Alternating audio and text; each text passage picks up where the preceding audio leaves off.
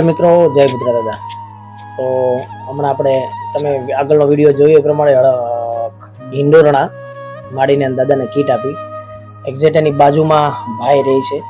અમે એની મુલાકાતે આવ્યા હતા. તમે પરિસ્થિતિ ભાઈની જોઈ શકો કઈ રીતના પરિસ્થિતિ છે આખી. અને અમે સ્પેશિયલ મળવા માટે જ ભાઈને આવ્યા હતા અત્યારે. અને અમે આવ્યાને અડધી કલાક જેવું થઈ ગયું. અમે બેઠા ભાઈ પાસે, પણ વિડીયો બનાવવો નહોતો.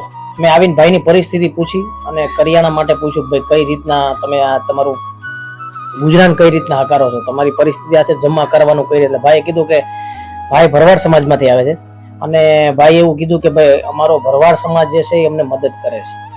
2 મહિને 3 મહિને કરિયાણા કીટ અમને 2 3 4 મહિના હાલે એટલું દર 2 3 મહિને આપી જાય છે. એટલે ભાઈ એ ના પડે કે કરિયાણું તો મારે મળી રહે છે. એટલે ભાઈને 2 બાળકો છે, એક તો સાવરકુંડલા હોસ્ટેલમાં છે અને એક નાનો છોકરો છે, એ પહેલું ભણે છે. એને પણ પૂછ્યું તો છોકરાએ એવું કીધું કે મારે બધું થેલા ને એવું બધું છે.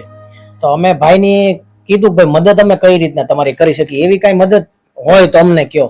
એટલે ભાઈ એવું કીધું કે ભાઈ હું સ્વાભિમાની માણસ છું, મને એની વાત જે ગમી ને, વિડીયો મારે બનાવવો નતો પણ મારે બનાવવાનું એક જ માધ્યમ છે કે ભાઈની જે ખુમારી છે આ પરિસ્થિતિમાં, કે ગમે એવો માણસ આપણે જે છીએ તો આપણે હારી જાય છે, ભાંગી જાય છે, જરા કેવું વાગે છે તો કે હારું બહુ.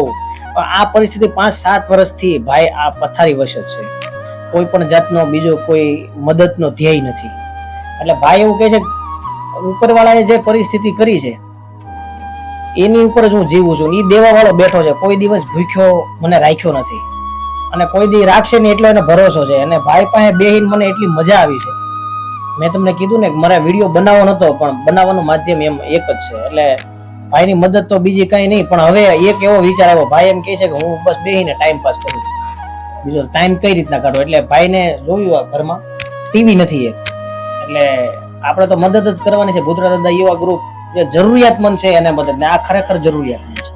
આપણે કરિયાણા કીટ ભાઈને જરૂર નથી તો આપણે આ રીતના મદદ કરીએ. એને ટાઈમ પાસ તો થઈ જશે જોઈને, રામાયણ જોશે, મહાભારત કે પછી ન્યૂઝ કે. એટલે આપણે એવો ભૂતરા દાદા યુવા ગ્રુપે વિચાર કર્યો છે કે એક ટીવી આપણે લાવી દઈએ, એક ડીશ લાવી દઈએ, એટલે એને ટાઈમ પાસ થયા કરે. કારણ કે હલન ચલન કોઈ જાતનું કાંઈ પથારી વશ જ 5-7 વર્ષથી પથારી વશ છે.